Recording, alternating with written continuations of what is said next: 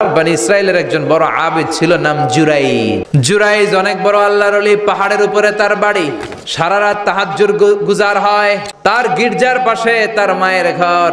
তাহাজ্জুদ গুজার হতে হতে বড় আল্লাহর ওলি হয়েছে। প্রতি রাতে তাহাজ্জুদ পড়তেন। একদিন তাহাজ্জুদের নামাজে দাঁড়ালেন। ইন দ্য মিন টাইম ওনার মা পাশের ঘর থেকে ডাক দিয়েছে, বাবা জুরাইজ, ও বাবা পানি খাওয়া।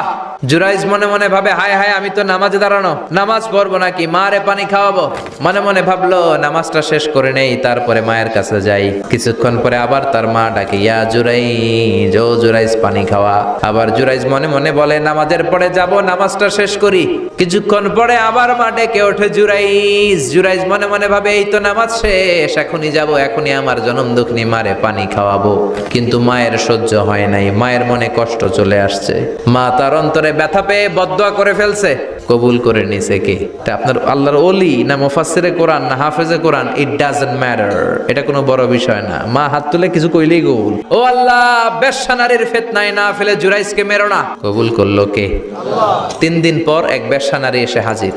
দরজায় নক করতে শুরু করেছে। জুরাইজ দরজা খোলো। খোলার পরে বেশ্যা নারী বলে, দেখো আমি কত সুন্দরী, অনন্যা, পৃথিবীর কেউ দেখবে না, চলো আমরা অপকর্মে লিপ্ত হই। জুরাইজ বলে, আমি আল্লাহরে ভয় পাই, আমার এইখান থেকে দূর হয়ে যাও। জুরাইজের কাছে সুবিধা করতে পারে নাই। না পেরে বেশ্যা পাহাড় থেকে নেমে এসে দেখে এক রাখাল সারাদিন ছাগল চড়ানোর পর ক্লান্ত শ্রান্ত হয়ে ঘুমাইতেছে। রাখাল রে উঠায় বলে, দেখো আমি সুন্দরী, রাখালকে পাইছি তোরে। বেশ্যার রাখাল মিলে জিনা ব্যভিচার করেছে, অপকর্মে লিপ্ত হয়েছে, অবৈধ শারীরিক সম্পর্কে জড়িত হয়েছে।